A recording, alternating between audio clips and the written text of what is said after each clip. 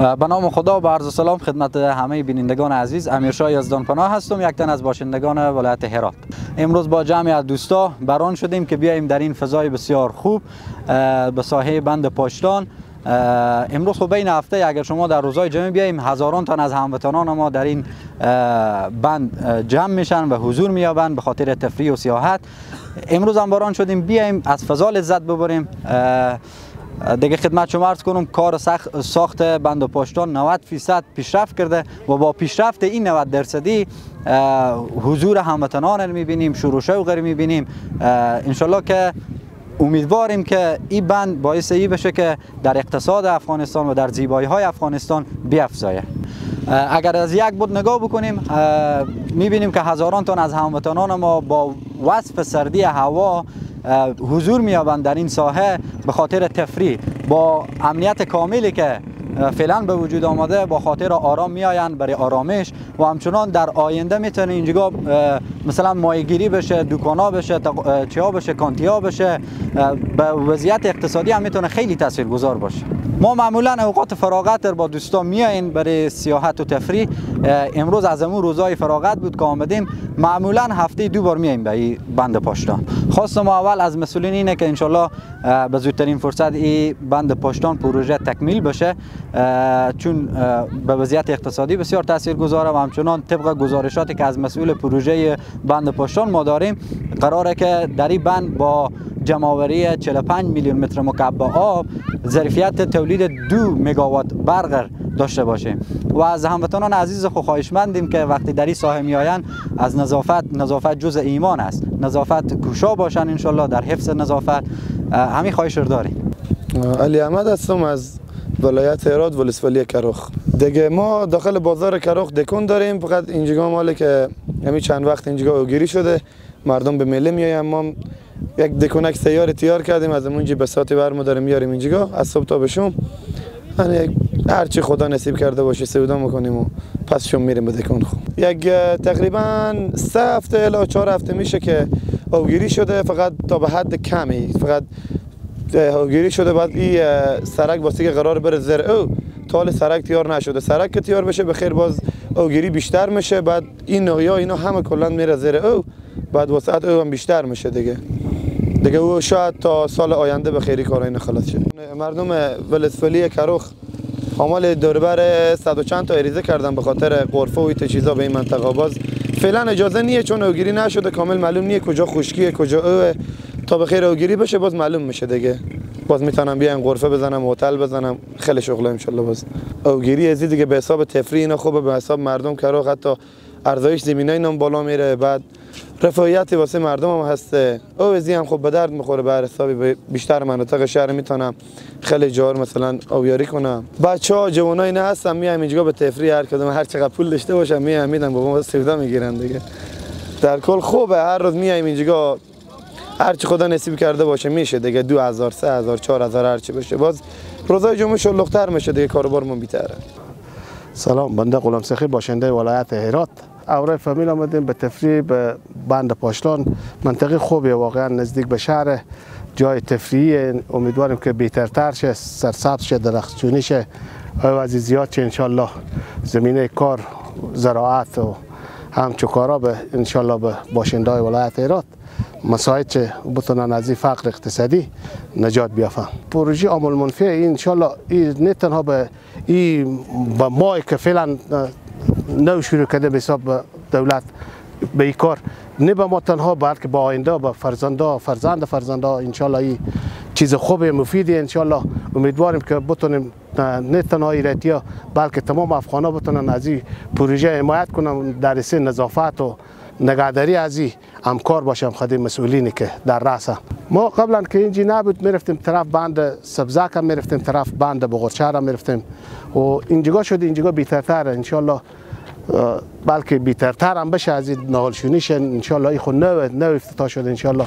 امیدواریم که کسایی که در رأسن انشالله بیشتر توجه کنن و زمینه بیشتر مساعد کنن که مردم بتونن تفریح کنن. حداقل 40 سال جنگی که بوده انشالله به این تفریح و انشالله چیزا از روحی اینا انشالله پاک شد.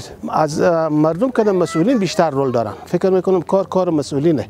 زمینه رو مساعد کنن به نهالشونی و از مردم بخواهند که به فلان سایه به چی نهالای مثمر و غیر مثمر که ضرورت به چی تعداد انشالله مردم هم همکاری کنن، خصوصا تجارا بیشترتر همکاری کنن، نه تجارا که از هراتن بلکه از سطح کشور انشالله به یک نهال به قسم یادگاری بیارن نصب کنم یا خود شرکت ها چیز کنم. خیلی خوب چیزی اگر بتونم کنم.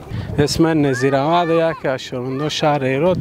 ما امروز بیامدیم از ساعت 9 بجه بود که بیامدیم. خیلی خوش گذشت.